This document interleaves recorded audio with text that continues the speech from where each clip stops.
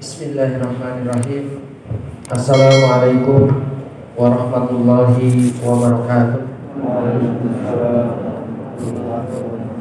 Subhanallah walhamdulillah wala ilaha illallah wallahu akbar wala hawla wala quwwata illa billahil aliyyil azim. Allahumma shalli ala sayyidina Muhammad wa ala alihi wa ashabihi ajmain. Rabbi shrah li sadri wa yassir li amri wahlul 'uqdatam min lisani yafqahu qawli.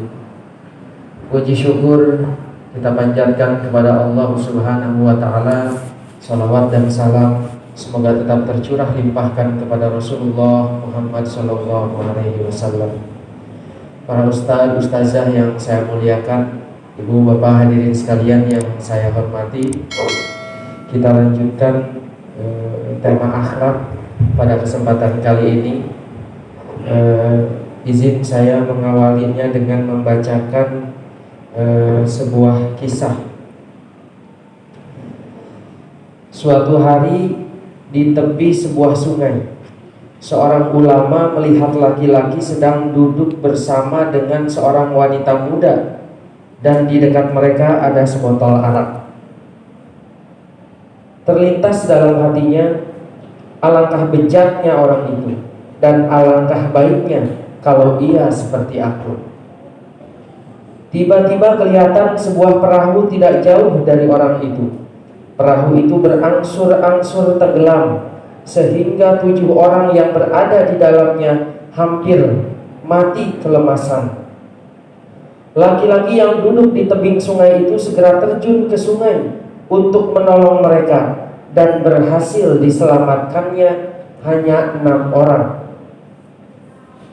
Kemudian orang itu berpaling kepada ulama tadi dan berkata, "Jika kamu lebih mulia dari saya, maka dengan nama Allah selamatkanlah seorang lagi yang belum dapat saya selamatkan.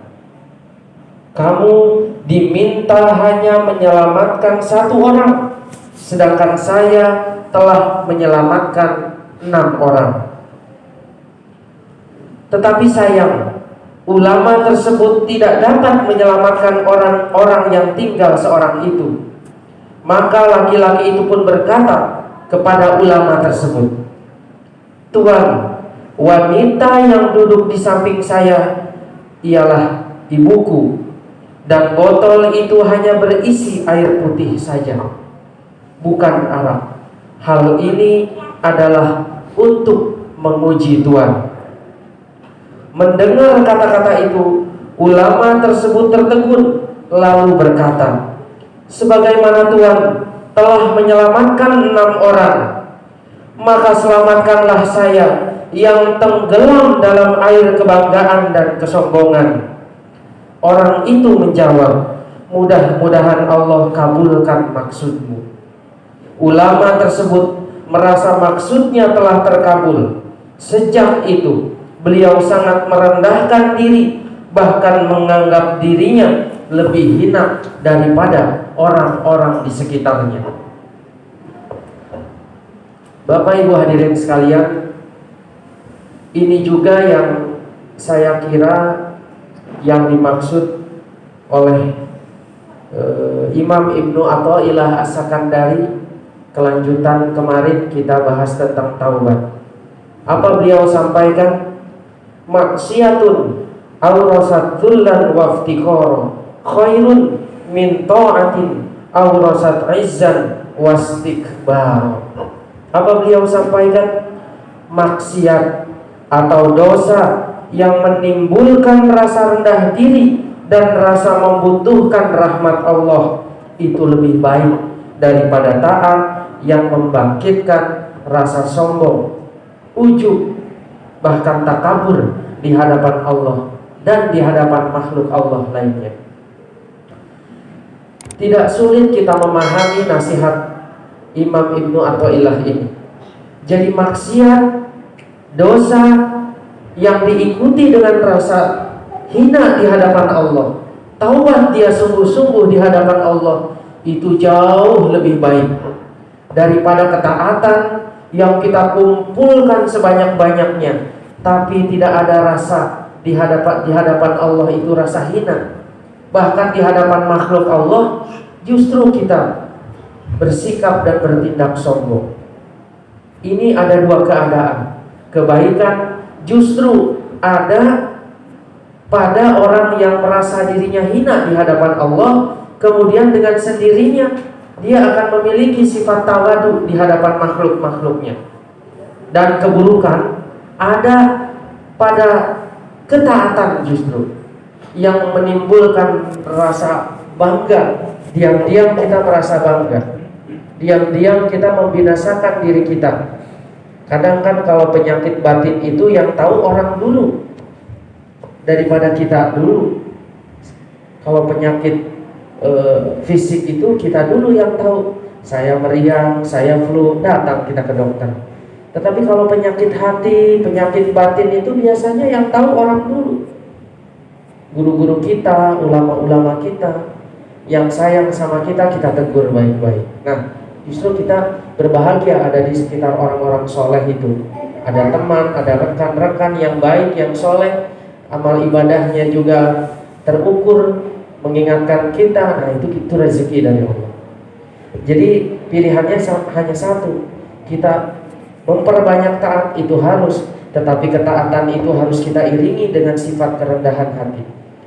Sifat penghambaan yang benar itu, kata para ulama, menempatkan kita ya sebagai kita sebagai makhluk, Allah sebagai Khalik pencipta. Jangan sampai kita mengambil posisinya Tuhan gitu. Kadang-kadang kita sadar nggak sadar tuh kadang suka ngambil sifat Tuhan. Padahal kata Imam Ibnu Athaillah itu seorang yang tercerahkan batinnya itu pasti dia akan terus melihat berlawanan sifatnya dengan sifat ketuhanan itu. Jadi kurang lebih seperti itu. Mudah-mudahan kita terhindar dari sifat takabur atau sombong, bangga diri, dari ketaatan-ketaatan yang kita lakukan setiap hari. Para ulama menyampaikan setan itu, iblis itu tadinya itu makhluk pilihan Allah. Tapi karena dia punya sifat sombong, dia merasa dirinya lebih baik daripada yang lain. Khalaqtani min nar wa khalaqtahu min tin. Jadi saya ini lebih baik. Nah, ada perasaan lebih baik itu Allah keluarkan dari surga. Maka kita yang masih berada di luar surga ini, kita menginginkan masuk surga, padahal ada sifat sombong di dalam diri kita. Kan ironis. Iblis saja Allah keluarkan karena sifat sombong. Kita yang memiliki sifat sombong pengen masuk. Ini kan ironis. Terakhir saya mendapat quote atau nasihat ya. Mungkin Bapak Ibu kenal Ustadz yang mantan rocker itu, Gary Sulaiman. Apa beliau sampaikan untuk melatih kita jadi orang-orang yang tawadu itu. Jadi tanamkan selalu dalam diri kita itu, sebaik-baik saya masih lebih baik orang lain, seburuk-buruk orang lain mungkin masih buruk saya. Terus itu sambil kemarin kita amalkan istighfar terus-menerus. Insya Allah Allah akan hadirkan di hati kita kesadaran, taubat penuh. Kemudian kita melihat orang-orang di sekitar kita itu enggak ada kurangnya.